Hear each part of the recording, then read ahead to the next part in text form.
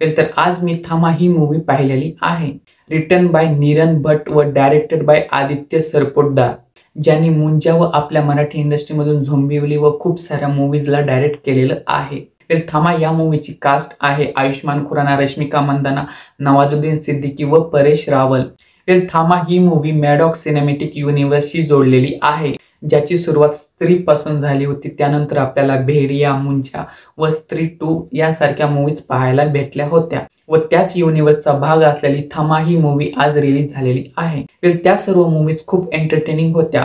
तर त्यांसारखीच ही movie entertaining आहे का? Let's discuss. नमस्कार मित्रांनो, माझं नाव आहे अजय व तुमचं स्वागत आहे अजय सिनेमा रिव्ह्यू मध्ये. थामा ही मूवी वेम्पायर्स म्हणजेच वेताळ यांवर आधारित आहे, जे माणसाचं रक्त पिण्यासाठी प्रसिद्ध असतात. मूवीमध्ये वेताळ ही प्रजाती काय आहे व त्यांचं म्हणजे कशा प्रकारे निर्माण झाले हे खूप छान प्रकारे दाखवण्यात आलेलं आहे.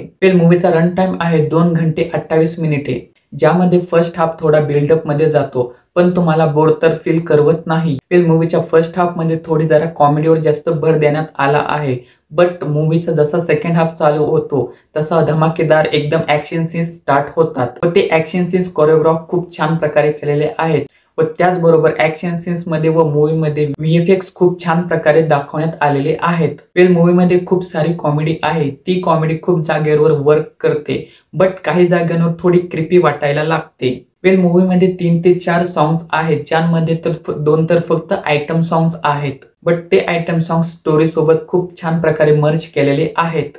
फक्त ग्लॅमर साठी ते ऍड केलेले नाहीत व ते सॉंग्स ऐकायला पण खूप वाईफुल आहेत. मूवी स्त्री युनिव्हर्सचा भाग असल्यानंतर कॅमिओज नसतील हे तर शक्य नाही. यामध्ये पण 2 ते 3 कॅमिओज आहेत, त्यातला एक कॅमिओ तर ट्रेलर मध्येच आपल्याला पाहायला मिळाला होता. बाकीचे 2 कॅमिओज कोण आहेत ते तर तुम्हाला मूवी मध्ये पाहायला भेटेल. रश्मिका मंदाना व आयुष्मान खुराना यांची केमिस्ट्री पण खूप लविंगली वाटत होती. त्या दोघांनी खूप इनोसेन्स सोबत त्यांचे कॅरेक्टर प्ले केलेलं आहे व बाकीचे जेवढे पण साइड कॅरेक्टर्स होते त्यांची ऍक्टिंग पण खूप छान होती. भलेही म्हणजे त्यांचा स्क्रीन टाइम जास्त नसेल बट त्यांची इम्पॉर्टन्स खूप होते.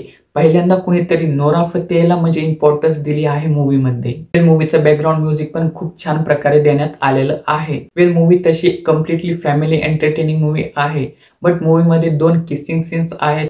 पूर्ण मूवीला बघून माझं एकच रिॲक्शन होती, मजा आया. ठीक आहे मित्रांनो, हे होतं माझं मत. तुम्ही जर मूवी पाहिली असेल तर तुम्हाला कशी वाटली नक्की सांगा. ठीक आहे, तुमची व तुमच्या परिवाराची काळजी घ्या. Thank you, take care, bye.